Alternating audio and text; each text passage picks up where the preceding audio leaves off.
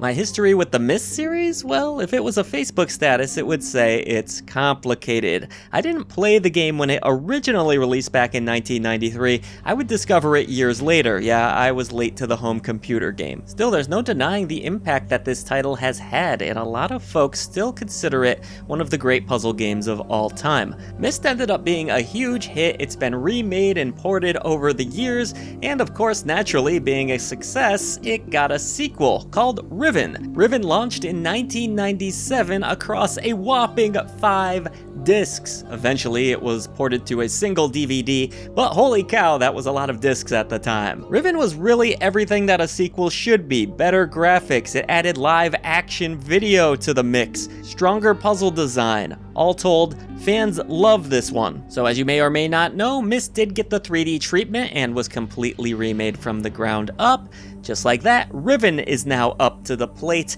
It's getting the 3D remodel treatment here in 2024. What is Riven in 2024? Is it still an engrossing, intriguing puzzle game all these years later? And now that you're on foot and you can actually move around these worlds in a new way, how does that change the gameplay? Well, let's find out in our full review.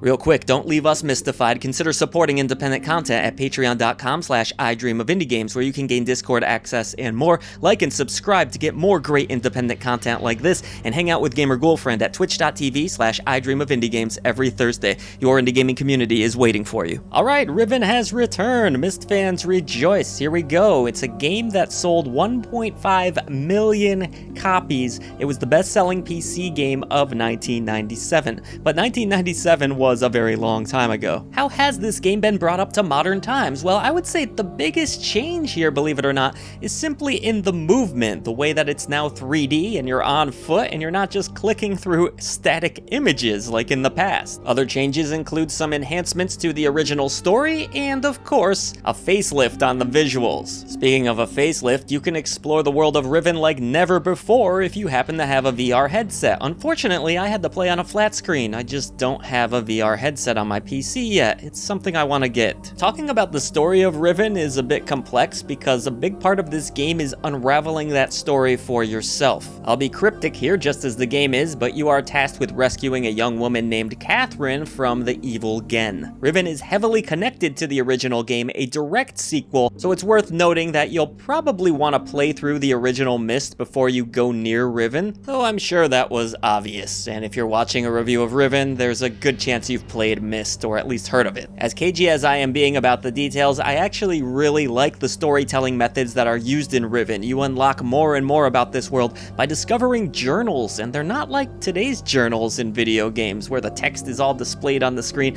You actually have to sit there and read real notes and decipher someone's handwriting. It's really cool. It feeds into this universe. That's going to already give you a pretty good idea of what Riven is all about. Not holding your hand, having the player discover things for themselves. It is absolutely, positively not for everyone. This is for players that enjoy taking their time, unraveling things slowly, and definitely for players that don't get easily frustrated, which, alright, I admit it.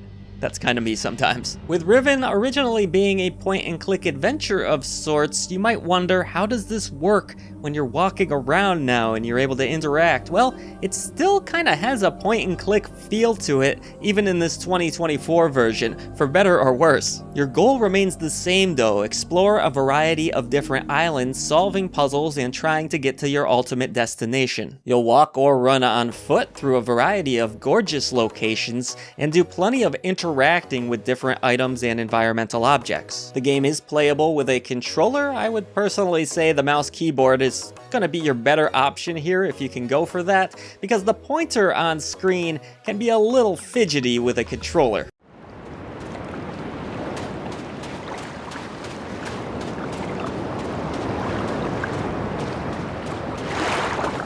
Riven does not hold your hand at all. It does not light up the screen with indicators. It does not have waypoints or checkpoints or any of that. You truly are on your own in this adventure, though it does save from time to time, so don't worry too much. You're not going to lose a lot of progress or anything like that. Usually the objects that you need to interact with are huge and fairly obvious, and your finger pointer on the screen will give you a little bit of an indication as to whether you can interact with that object or not. Sometimes you'll need to turn a wheel, but that's really about the extent of things gameplay-wise. Riven is going to challenge your brain, not so much throw a lot of button commands at you. The transition to full 3D is not perfect. The game does feel a bit clunky in spots, and it's really easy and extremely frustrating to miss something small in this title, like a ladder you might walk by it a million times, or a little button that you missed.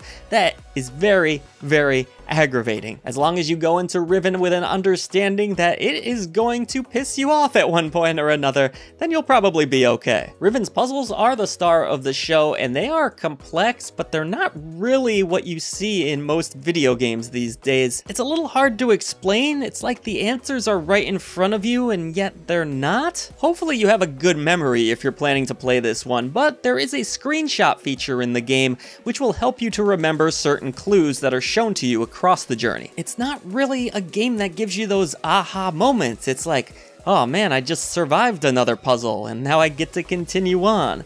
I wasn't really filled with joy when I solved something in this game. I just felt like I was doing my job. It's a really, really unusual feeling.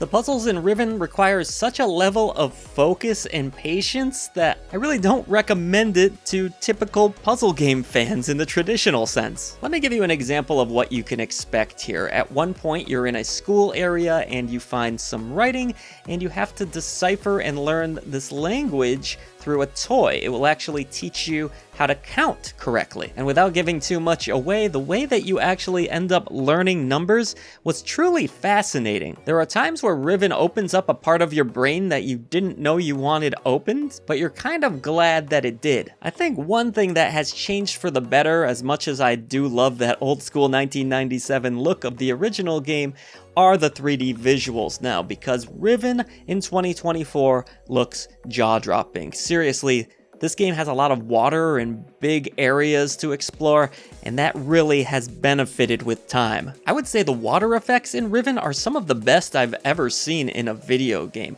Truly some jaw-dropping set pieces that are spoiled a bit by some performance issues. Unfortunately, my game would hit quite a few stutters from time to time, and that really pulled me out of the experience. I tried lowering my settings, I tried a bunch of things, on a 4070 no less, and still I did have those stuttering issues. I remember having this problem with other games from this developer as well, so unfortunately it just seems like something they haven't quite yet figured out, but hopefully some patches will address that. When it's running properly though, these islands are just incredible to look at, so beautiful job by the art team here. Riven also kicks up some lovely ambient sound at just the right moments. I think the game sounds really great. There's some wonderful musical compositions here that do set the mood very well. There's also a lot of times in Riven where it's just you and the nature sound effects, maybe the water running, maybe the wind blowing, and that's really satisfying as well. Normally I love musical tracks in my games, but the developers here have done a good job of implementing sound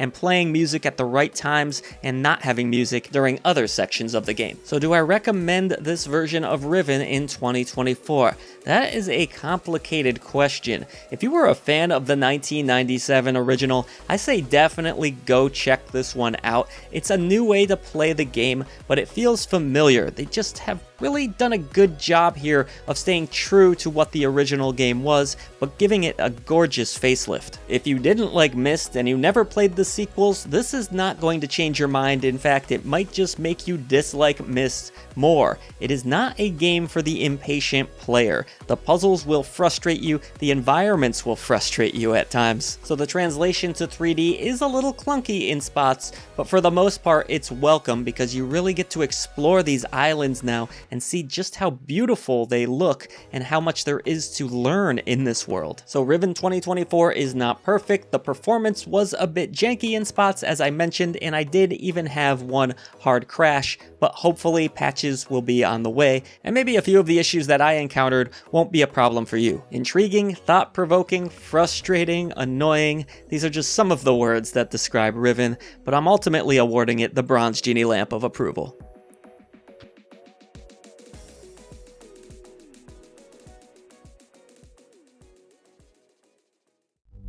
There's a great deal of history that you should know, but I'm afraid there's no time to explain.